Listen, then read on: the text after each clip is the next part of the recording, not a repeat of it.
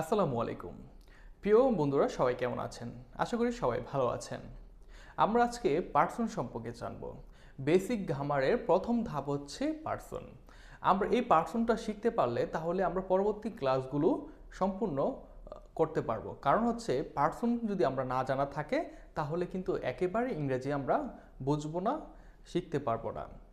আমরা চাচ্ছি যে অল্প শিখে বেশি করে ইংরেজিতে কথা বলতে পারি, বেশি করে ইংরেজি পড়তে পারি, লিখতে পারি। এটা হচ্ছে আমাদের লক্ষ্য থাকে বেশিরভাগ। আমরা পার্সনটা শিখবো খুব সহজে এবং মনোযোগ দিয়ে। তাহলে কিন্তু অল্প সময়ের মধ্যে আপনি পার্সনের A to Z শিখতে পারবেন।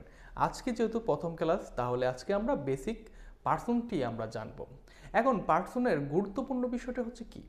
আপনার পার্সনের বিষয়টা হচ্ছে বাক্যে যে বলছে, কাকে বলছে এবং কার সম্পর্কে বলছে তার সঠিক ধারণার যদি পেতে হয় তাহলে কিন্তু পার্সন জানতে হবে। এটা হচ্ছে পার্সনের গুরুত্বপূর্ণ বা পার্সনের গুরুত্ব।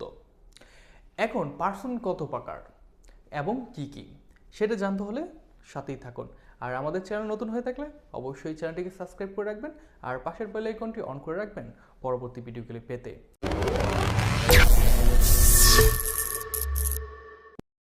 পার্সন কাকে বলে? পার্সন হলো বাক্যে ব্যবহৃত নাউন বা প্রোনাউনকে আশ্রয় করে ভার্বের কাজ সম্পূর্ণ করে তাকে বলা হয়। আশা করি আপনারা বুঝতে পেরেছেন। এখন চলুন জেনে নেওয়া যাক এই পার্সন কত প্রকার ও কি কি। পার্সন পুরুষ আমরা প্রথমে জেনেছি। পার্সন পুরুষ। পার্সন তিন প্রকার। পার্সন তিন প্রকার। ফার্স্ট পার্সন উত্তম পুরুষ। ফার্স্ট পার্সন উত্তম পুরুষ। সেকেন্ড পার্সন মধ্যম পুরুষ। সেকেন্ড পার্সন মধ্যম পুরুষ। থার্ড পার্সন হচ্ছে তৃতীয় পুরুষ অথবা নাম পুরুষ। তৃতীয় পুরুষ অথবা নাম পুরুষ হচ্ছে থার্ড পার্সন। এখানে এই পার্সনগুলোকে আবার সিঙ্গুলার প্লুরাল করে আমরা ভাগ করেছি, বা এটা সবসময় সিঙ্গুলার প্লুরাল করে ভাগ করা হয়। কেন একটু লক্ষ্য করুন। আই মানে আমি, একজন। উই মানে হচ্ছে আমরা সবাই। উই মানে হচ্ছে আমরা সবাই। এখন ফার্স্ট পার্সনের সিঙ্গুলারে আমরা কি কি রেখেছি বা কি কি আছে? I, my, me, mine, myself. আপনারা আশা করি বুঝতে পেরেছেন। আবারও বলি, সিঙ্গুলার মধ্যে ফার্স্ট পার্সন সিঙ্গুলার রয়েছে I, my, me, my, myself. আশা করি বুঝতে পেরেছেন। ফার্স্ট পার্সন প্লুরাল নাম্বারে রয়েছে we, us, our, ours, ourselves. আবারও বলি, we, us, our, ours, ourselves. এটা হচ্ছে ফার্স্ট পার্সন প্লুরালের যেগুলো রয়েছে সেগুলো।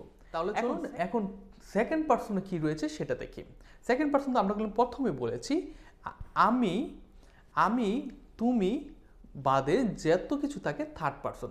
আর যেহেতু আমি হচ্ছে ফার্স্ট পার্সন, তুমি হচ্ছে second person.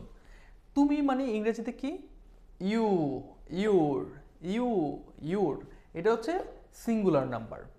Second person singular number হচ্ছে ইউর। হ্যাঁ, এখন প্লুরাল নাম্বার কি? সেকেন্ড পার্সন প্লুরাল নাম্বার হচ্ছে ইউরসেলফ। আরেকটা জিনিস মনে রাখবেন, এই আপনার সেকেন্ড পার্সনের মধ্যে এই ইউটাই ব্যবহার হয়, ঠিক আছে? ইউ হচ্ছে ব্যবহার হয়ে থাকে। যেহেতু আপনার ইউটা হচ্ছে আপনি তুমি, এই তুমির ব্যাপারে যতটুকু আসবে সেটাই আসবে তোমার সেকেন্ড পার্সনে, মধ্যম ব্যক্তি। এখন থার্ড পার্সন আমরা প্রথমে আবারও বলি যে আমি, তুমি ছাড়া যা কিছু রয়েছে সেগুলো কিন্তু থার্ড পার্সন, ঠিক আছে? এখন থার্ড পার্সনের মধ্যে সিঙ্গুলার প্লুরাল রয়েছে। একটু মনোযোগ দিয়ে দেখতে হবে, কারণ এখানে একটু অনেকগুলো ওয়ার্ড রয়েছে যেগুলো আমাদের মুখস্থ রাখতে হবে, যাতে করে পরবর্তীতে যে কোনো জিনিসের মধ্যে আমরা সঠিক উচ্চারণটা এবং সঠিক বাক্যটা তৈরি করতে পারি। এখন আপনার থার্ড পার্সন সিঙ্গুলারের মধ্যে রয়েছে হি, সি। এখানে দেখেন হি, সি দুটোটা কিন্তু সে বোঝায়, কিন্তু হি হচ্ছে পুরুষের ক্ষেত্রে আর সি হচ্ছে স্ত্রীর ক্ষেত্রে, ঠিক আছে? মহিলার ক্ষেত্রে আপনার ইটসেলফ মানে কি? ইটসেলফ নিজে বা নিজেই, ইটসেলফ মানে নিজে বা নিজেই। এখন হিম, হিজ, হার্স, হারসেলফ। এখানে দেখেন না, আরেকটা বিষয় দেখাই দিই আপনাদেরকে।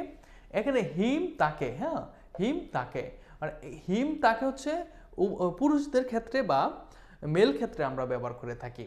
এখানে হার যেটা আছে না, হারটা হচ্ছে ফিমেল ক্ষেত্রে আমরা ব্যবহার করে থাকি।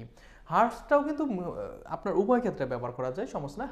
হারসেলফটাও উভয় ক্ষেত্রে করা যায়। এই হচ্ছে আপনার আপনার থার্ড পারসন সিঙ্গুলার নাম্বারগুলো। আবার একটু আমরা সহজ করে পড়ি। হি, she, it, itself, him, his, herself. এই জিনিসগুলো আপনাদের অবশ্যই মুখস্থ করে রাখতে হবে। এখন থার্ড পারসন প্লুরাল নাম্বারে কি রয়েছে সেটা আমরা দেখি। থার্ড পারসন প্লুরালে রয়েছে দেই মানে কি, তারা, দেই মানে তারা, দেয়ার সত্য তাদের, দেয়ার সত্য তাদের, দেম অর্থ তাদের, দেয়ার্স দেম, দুটোটাই তাদের। একটা হচ্ছে কি আপনার দেয়ার্স, আপনার উভয় ক্ষেত্রে কিন্তু ব্যবহার করতে পারেন। দেমসেলফ মানে তারা নিজেরা, দেমসেলফ মানে তারা নিজেরা। আমাদের এই জিনিসগুলো অর্থ সহকারে আমাদের মুখস্থ করতে হবে। আমাদের এই চ্যাটটা আপনারা অবশ্যই স্ক্রিনশট অথবা আপনারা খাতা কলমে লিখে রাখতে পারেন, যাতে করে আপনারা যখনই আপনারা কোনো কিছু মিসিং হয়ে যায়, তা আপনারা যদি এটা আবার দেখেন তাহলে কিন্তু মনে হয়ে যাবে আমাদের এই চ্যাটটা কিন্তু অনেক গুরুত্বপূর্ণ। আপনারা আবারও থার্ড পারসন প্লুরাল নাম্বারটা আবার দেখি। দে, দেয়ার, দেম, দেমসেলফ। আশা করি বুঝতে পেরেছেন। এখন চলুন আবার একটু ব্যাগে চলে যাই, প্রথম থেকে শুরু করি। ঠিক আছে? পারসন, পুরুষ। পারসন তিন প্রকার। First person, second person, third person. এখানে বাংলায় ফার্স্ট পারসনকে বলা হয় উত্তম পুরুষ, সেকেন্ড পারসনকে মধ্যম পুরুষ, থার্ড পারসনকে তৃতীয় পুরুষ অথবা আপনার নাম পুরুষ।